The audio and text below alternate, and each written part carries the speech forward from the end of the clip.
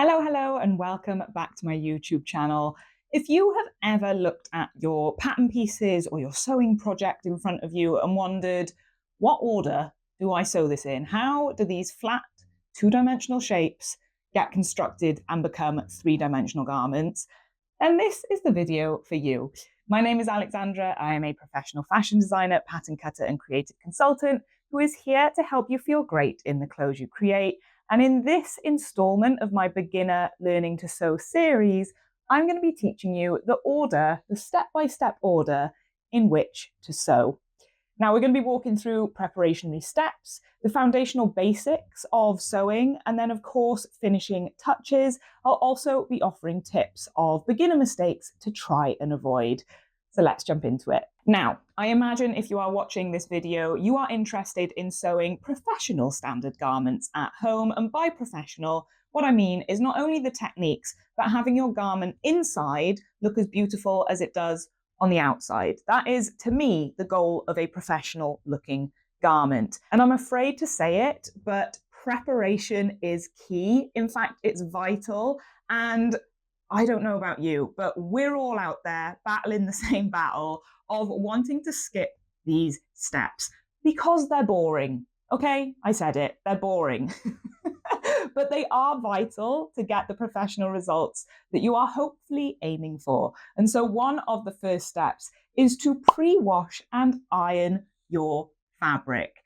Now, don't come for me. I'm always going to keep it honest with you guys. I seldom do this, but if you have a textile where it is prone to shrinking in the wash, all that is going to happen is you are going to spend hours sewing up a gorgeous garment, put it on, have a lovely first wear, only for it to fail you once it actually incorporates into your lifestyle, i.e. gets thrown into the washing machine or is hand washed. If the fabric is prone to shrinking, this will throw up a multitude of fit issues down the line. So do yourself a favor, do as I say, not as I do, and pre-wash your fabric. In fact, this is such a contentious topic in the sewing community, and I would love to know in the comments, are you a fabric washer or are you a fabric avoider and just get sewing? Either way, what you should never skip, ever, is ironing your fabric. Now, when you come to cut out your pattern pieces, if you are doing so on a wrinkled surface or a fabric that's potentially got some folds and creases in it, that again can also shift not only the grain line, but the fitting amendments that you might be taking as well. You can catch the fabric if it's accidentally folded over. You can cut it awkwardly on the grain line, which will affect the drape and the hang of a garment. And so do yourself a favor. This step I certainly do not skip. Iron your fabric before you cut out your pattern pieces. Speaking of grain line then, make sure that you are aligning your grain line to the selvage or as directed on the pattern. A grain line symbol on a pattern should look like this. And if you are drafting your own patterns, it's a good habit to get into to plot your grain line across the longest length of the pattern if possible. This is really going to help you when you come to lay your patterns out on the fabric. And what I like to do, just to make sure that, again, everything is hanging correctly, is take a tape measure and I will align my first pattern piece. Using the grain line, I will take the tape measure and measure all along the grain line to the edge of my fabric, making sure that that measurement is equal all the way across.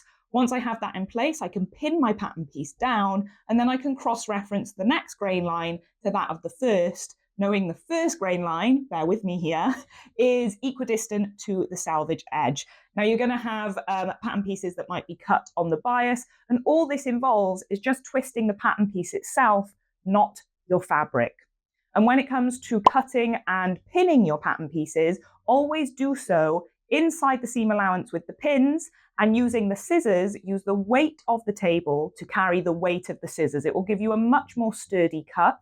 And also keep your pattern pieces to the right side of your scissors if you're right-handed, or the left side of your scissors if you're left-handed. This is going to give you the best visual when it comes to cutting out your patterns. Regarding laying out your pattern pieces and arranging them upon your fabric, most shop bought patterns or indie sewing patterns will come with directions on how to do this.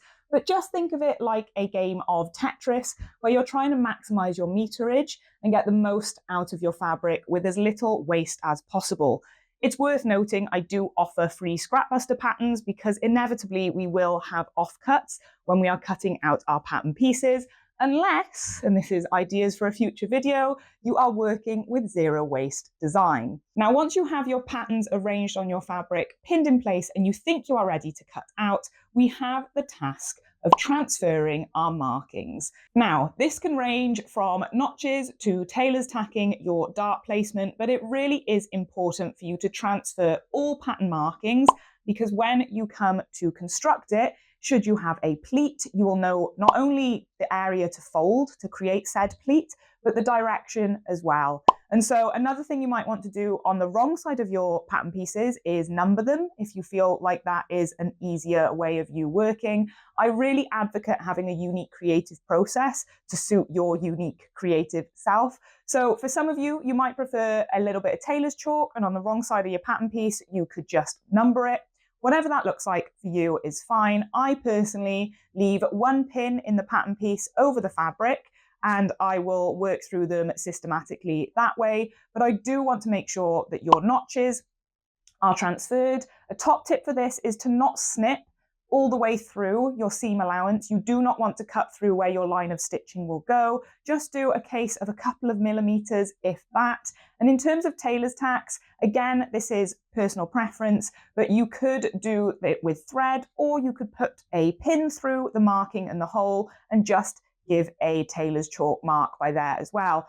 Please note that if you are using something like fabric pens or tailor's chalk, over time it will wear off, whereas something like a tailor's tack, which is a temporary basting line of stitches really that loop back on themselves, and you can snip them. If you are working with a pattern piece on the fold, you can do a loop of stitches through both layers and you gently separate the fabric apart before snipping them, and therefore you will have a tailor's tack on both sides of your pattern piece. This obviously is more permanent, but the more we work with these pattern pieces, the more we can rub markings off or the more threads can fall out. So just take your time and have patience with it and treat individual pattern pieces with care.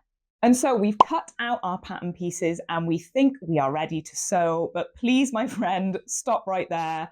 I know, don't roll your eyes. What I want you to consider doing now are fusing any pieces. The preparation is not over. You might also want to consider overlocking the edges of pattern pieces if the textile itself is likely to fray, or you might want to stay stitch necklines, which is a line of stitching around curved armholes, necklines, anything like that, to avoid it warping out of shape. Do not skip the preparationary steps. It is so much easier if you fuse all pieces prior to construction than this kind of stop-start routine, which can really disrupt your flow as a creative and your work process. Once you've done all the fusing, and again, don't be afraid to use a press cloth, depending on your textile, you might not want to damage the fabric. Your fusing pieces might not even be iron on, they might be sew in. So just refer to your pattern instructions at every stage. But once we've done it, guys, we're here, we've made it, we're about to sew, bear with me. After all of that, my friend, we've made it. It's finally time to start sewing. So with a few foundational construction steps in place, let me walk you through it. Of course, with designer discretion, this can vary. So just if you are in an experimentative phase, I think that's a word, then you can absolutely play around with this and what feels right. But before you jump into it, I would just familiarize yourself with something called a backstitch. Now, this is where we are going to be doing a couple lines of stitches forward before pressing the hand lever or hand lever and running the sewing machine in line of stitches backwards. You might have a button on your sewing machine, or you might have a little lever that is jutting out from your machine. Again, refer to your manual, it will direct you there. But a backstitch is going to secure your lines of stitches. Of course, we've got something like a basting stitch, very similar to your tailor's tacks, where they're just temporary lines of stitching. And if you feel more confident to do this, then you can do a line of stitching on a long stitch length and do not backstitch it. This will make it easier to unpick. If you're toiling or something like that, doing a fit sample, then this will be useful for you because you won't be sat there for hours on end unpicking. However, if you are moving forward into your final garment, then back stitching is essential because we want to secure our final line of stitches. Now, with that all being said, it is time to assemble your major pieces. So think of adding your design details first. I would look at, if I was doing a shirt, for example, adding a patch pocket on the front bodice first. I would look at doing my button stands first. If I was doing a pair of trousers that had potentially welt pockets on the back, I would look at adding those first before actually constructing the wider area of the garment. Again, with the front crotch, I would look at doing a fly front first if that was part of the design. So consider your design details and start to assemble these first. If you sew up a shirt fully at the shoulder seams and the side seams, and then you try to put on a pocket, it just gets a little bit complex under the machine. Likewise, if you've sewn up your crotch curve first and your outer seams and inseams first, and then try and do a welt pocket on the back seat of a trouser, ooh, you are asking for a nightmare and a headache, my friend. So consider your design details before we move on to sewing up the seams, which would be your shoulder seam, your side seam. Again, the notches are really going to help you. All of these markings that you've transferred are really going to help you when piecing these pattern pieces together in terms of a jigsaw and getting the balance right. You want to make sure that whatever's notched on your pattern, whether it is self-drafted or shop bought, you will likely have a notch at the waistline. Therefore, when you are matching up your front bodice and your back bodice, the waistline isn't going to be twisted or warped. So it's really important. I hope that you are starting to understand the importance of the preparatory steps to achieve a professional result further down the line. Above all, take your time with it and refer to the instructions. Depending on your seam construction, it might not always necessarily be right sides of fabric together first. If you're doing something like a flat felled seam, which is an enclosed seam, we are going to be doing wrong sides and then trimming away the seam allowance before doing right sides again. So there is a big variation with construction techniques. How long is a piece of string? Do refer to your sewing manual or the sewing instructions that your pattern comes with, but just give consideration as you are sewing everything together. Please, please, please, please take your seam allowance into account. You do not want to be sewing any wider than the allocated seam allowance, whether that is 0.5 centimeter right through to 2 centimeters, depending again on the seam construction. If you have an enclosed seam, it is highly likely you will have a wider seam allowance. For beginner sewing patterns or indie bought sewing patterns, the average is about 1.5 centimeters.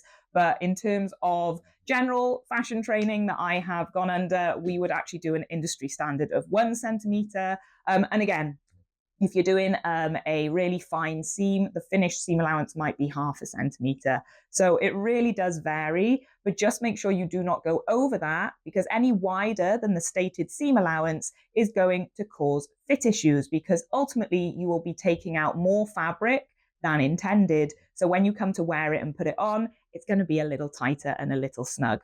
So at the stage of cutting out, if you revert back and we circle back, if you feel worried that your seam allowance isn't enough, feel free to add a little bit more. This will affect the meterage of your fabric and how much you need to cut out the pattern piece. But if the pattern piece is 1.5 centimeters, there is no harm in nudging up the seam allowance to 2 centimeters, especially if you're a beginner, just to give yourself that wiggle room for error and for fitting. I need to interrupt this broadcast and give you a really strong reminder that it is so important you get into the habit of pressing every seam as and when you sew it.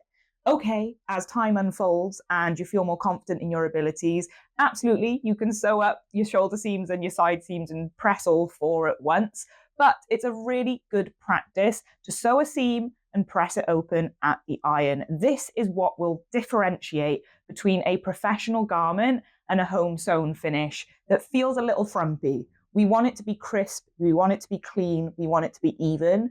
Do not be afraid of the iron. Use a pressing cloth if necessary, and all I mean by that is a textile layer over your final fabric and the iron, or sandwich between them, that just avoids any damage. If you're working with silks, or you're working with chiffons, or you're just working with anything that could be tainted by the iron setting, use a pressing cloth will really help you avoid any errors in that way. And don't be afraid of it. Just check. Again, Test on a little bit of scrap with your iron, the right heat, the right setting, just so that you don't ruin your hours of work, your labor that goes into this, and obviously your final garment as well. So we've done major assembly pieces. We've done design details. We are good to go. We're building in confidence. Let's get this show on the road. We are now going to look at adding your interior pieces. And what I mean by this are things like your waistband, your collars, and your facings. So all of your inner components should be ready to be added. Now, if you're using something like a facing, it may or may not be fused, as we mentioned in the preparation phase of this video. Again, fusing can add structure, it can make it more resilient, it can help with stress points of a garment. Again, if we think of a welt pocket, which essentially is a slashed pocket opening, so we're going to cut a hole in our fabric, in our garment. It sounds intimidating, doesn't need to be. Then fusing it reinforces this stress point. A stress point is any point of a garment that is under a lot of use. So think necklines, think openings and closures that's constantly interacted with through its life cycle as a garment. Facings might be fused for the reinforcing purpose. You might have a lightweight fabric and you want to give it structure. And so you might be adding a facing to your garment. And this is especially useful on curved hems or scalloped edges, anything that isn't a straight edge finish, because what we can do with a straight edge that is different to a curved edge is simply fold the fabric up. We're never going to achieve that with a curved edge finish, and so facings are your friends in this instance. In terms of waistbands, collars, and facings, as with everything, please take your time. Sew accurately your seam allowance, and then what you might wish to do is clip or notch your seam allowance to release any tension and have a really clean finish. Now, we notch when the curve is convex and we clip when the curve is concave. I hope that that makes sense and that helps you out. Try and remember it, get it printed on a t-shirt, whatever you need to do. And again, if you're ever in doubt, please also get into the habit of sampling as well.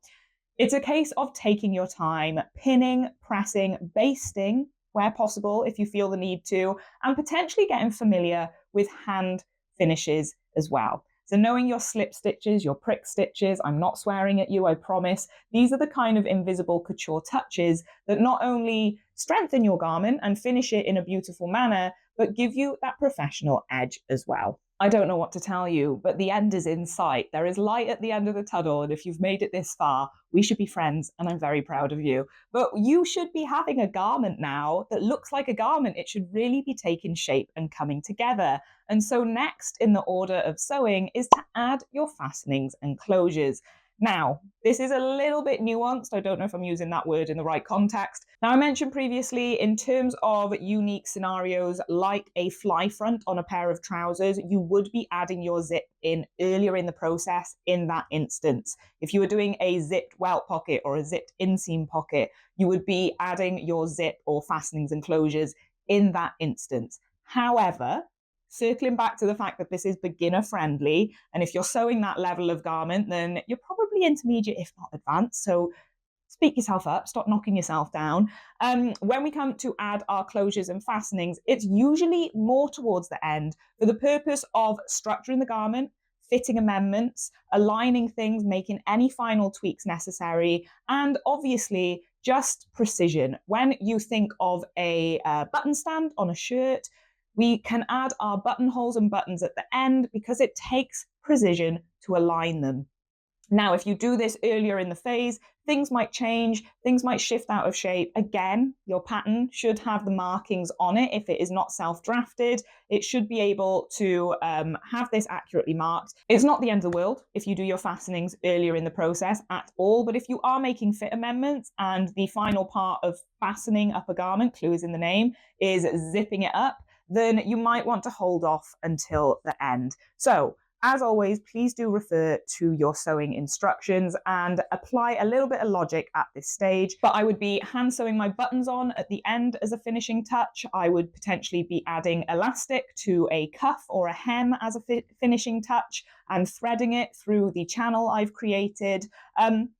Again, whatever makes sense in the construction process for you. Usually they do come towards the end of construction. There is no point adding an elasticated channel that goes around the circumference of the body in the first phases. Think about when we are just working on the front bodice or just working on the back bodice. We need those bodices to be joined at the seams to make that three-dimensional garment so that we can start to sew the circumference of elastic around the whole shape. Think of it like a cylinder. So there is no point doing the two-dimensional closures and fastenings when it's actually a three-dimensional finishing component of the garment. We've made it, we are on the home straight, and it is finally time to hem your garment. Now, I had a friend earlier in my industry career who just never hemmed her garments. She got to the point, they were beautiful, and she just gave up at the last hurdle. I will never understand why.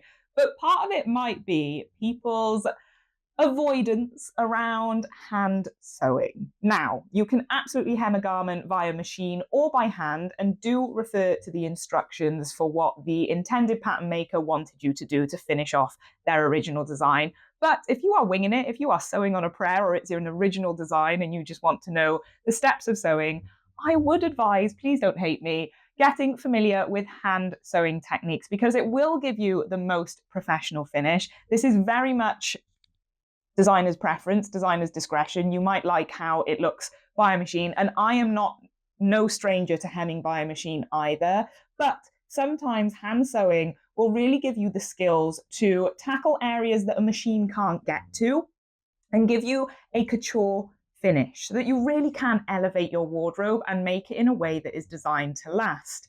But when it comes to hemming, we are going to want to measure an accurate hem along the bottom. So you, again, equipped with your tape measure, can just fold up your fabric.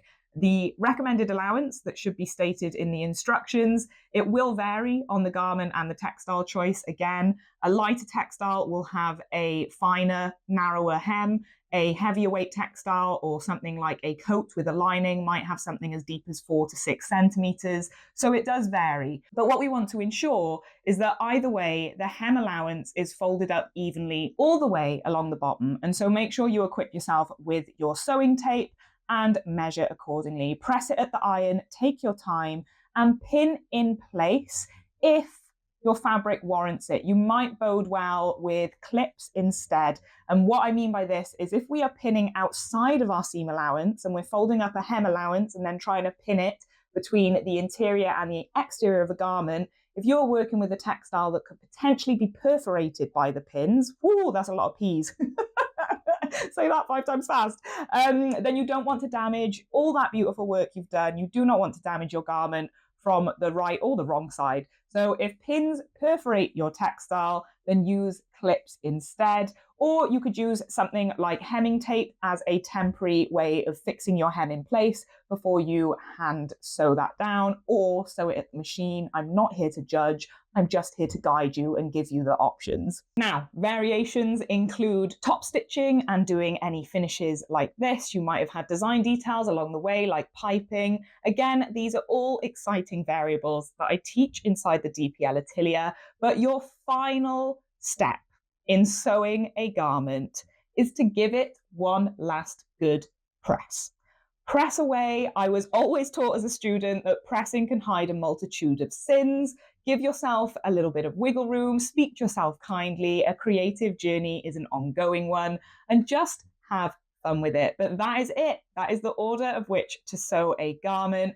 Again, there might be a couple of variables, but some of the beginner mistakes to avoid that you may have picked up on throughout this video is to sample when in doubt, to baste with temporary lines of stitches, to clip and notch any curved seams or use facings where applicable, and above all, be a boring Boris, whatever you want to call it, but prepare. Do not skip the preparationary steps. It will bode well for you in the future and result in a professional finished garment. And so don't skip your pressing steps. Don't stitch your seams out of order. If you go hell for leather and just start sewing willy-nilly and here, there, and everywhere, you might find, depending on what you're making, that you come to insert a zip, but your seams have butted together and it's actually really awkward to get it in, and you're not going to have that nice finish over the top of it. And so we've got zipper tape sticking out, you've got threads loose, you've got raw edges of fabric. just make sure that as you're going through step by step, you are making everything clean, you are making everything refined, everything's enclosed, and everything is as beautiful as it can be. Sample where possible. For the love of God, it really will do well for you. If you have never worked with your textile before, get familiar with stitch length and thread type and pressing settings on your iron. It really does bode well for you to just familiarize yourself before going into the final garment, because then you're going to avoid things like tension issues, your sewing machine chewing up your fabric, which could potentially be an expensive mistake. And it can be a really rewarding learning process along the way. And of course, you can replay this video at any time, but you might want to make a simple checklist to just make sure that you have worked through the steps in systematic order. I really, really hope that you have a wonderful time starting your sewing journey, building your dream wardrobe, and learning some transferable skills along the way. Let me know in the comments if you're a little bit further along in your sewing journey, what you wish you knew when you were starting out. What's the best tip or word of advice that you have gotten? I hope that you have enjoyed this beginner series so far. Make sure you go back and watch the others if you've missed any. And of course, subscribe to this YouTube channel for more. I'm going to be leaving some useful links in the comments or the caption below for you to explore more of the Digital Pattern Library universe. And I cannot wait to cheer you on as you feel great in the clothes you create. Good luck, stay safe, keep creative, and I will catch you on the flip side.